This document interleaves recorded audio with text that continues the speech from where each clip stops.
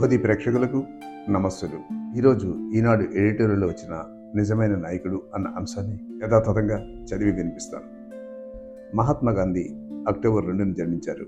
ఇది అందరికీ తెలుసు. కానీ ఇదే రోజు ఇంకో మహాత్ముడు జన్మించారు. ఆయనే లాల్ బహదూర్ శాస్త్రి. ఒకసారి ఆయన జవహర్లాల్ నెహ్రూ కోట్ లాంటిది వేసుకున్నారట. అది చూసిన ఒక ఆయన, నెహ్రూ కోట్లో మీరు భలే ఇమిడిపోయారే అన్నారట. చిత్రంగా నెహ్రూ మరణం తర్వాత ప్రధానమంత్రి పదవి లాల్ బహదూర్ శాస్త్రికి దక్కింది. ఆ ఉన్నత పదవిలో కూడా ఆయన చక్కగా ఇమిడిపోయారు. ఎంత ఎదిగినా ఒదిగి ఉండిపోయారు. సామాన్య పేద కుటుంబానికి చెందిన వారు కూడా ఎదిగి దేశానికే ప్రధానమంత్రి కాగలరని నిరూపించిన తొలి రాజకీయ నాయకుడు. ఇంతకీ లాల్ బహదూర్ శాస్త్రి పేరులోని శాస్త్రి కులవాచకం కాదు, ఆయన ఇష్టపడి కష్టపడి చదివి సంపాదించుకున్న పట్టా. పాకిస్తాన్ మీద యుద్ధం చేసి భారతదేశానికి తన సారథ్యంలో అద్భుతమైన విజయం సాధించి పెట్టి చివరకు ఉభయ దేశాలు సంధి కుదుర్చుకున్న వేళ విధివశాత్తు అస్తమించిన అమరవీరుడు లాల్ బహదూర్ శాస్త్రి.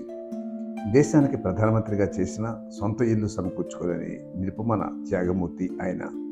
తాను స్వయంగా బాధ్యత వహించాల్సిన అవసరం లేకపోయినా ఒక రైలు ప్రమాదానికి తానే బాధ్యత తీసుకుని రైల్వే మంత్రి పదవిని తృణప్రాయంగా భావించి రాజీనామా చేసిన మహోన్నతుడు.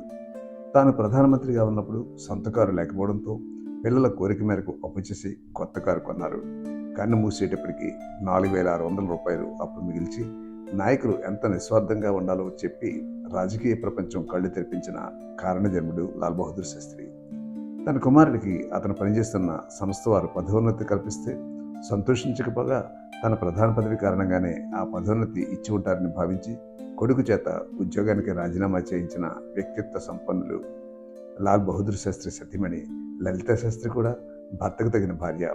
శాస్త్రి మరణించాక ఆ కుటుంబాన్ని ఆదుకోవడానికి ఎంతోమంది విరాళాలు పంపిస్తే ఆ మొత్తం సొమ్మును లలితా శాస్త్రి తిప్పి పంపించారు. లాల్ బహదూర్ శాస్త్రి ప్రధానిగా ఉన్న కాలంలో సైనికుల రైతుల సేవలను గుర్తించి జై జవాన్ జై కిసాన్ అంటూ దేశానికి మహత్తరమైన సందేశాన్ని ఇచ్చారు. ఆయన ఏ నినాదం ఇచ్చి 60 ఏళ్లు దాటినా ఇప్పటికీ నిత్యనూతనంగా ఉంది. ఏ నాయకుడికైనా ఎన్నాళ్ళు పదవిలో ఉన్నాడనేది ముఖ్యం కాదు, అతను చేసిన సేవలు ఎలాంటివి, ఎంత స్ఫూర్తిదాయకంగా ఉన్నాయనేదే ప్రధానం. ఈ కోణంలో యావత్ జాతికి చిరస్మరణీయులైన కొంతమంది నాయకుల్లో లాల్ బహదూర్ శాస్త్రి ఒకరు. ఆ పవిత్ర ఆత్మకు శాంతి కలగాలని మంచి అంశాన్ని ఈనాడు ఎడిటోరియల్లో శంభు గారి ద్వారా అందించిన వారికి కూడా ప్రత్యేక ధన్యవాదాలు తెలియజేస్తున్నాను.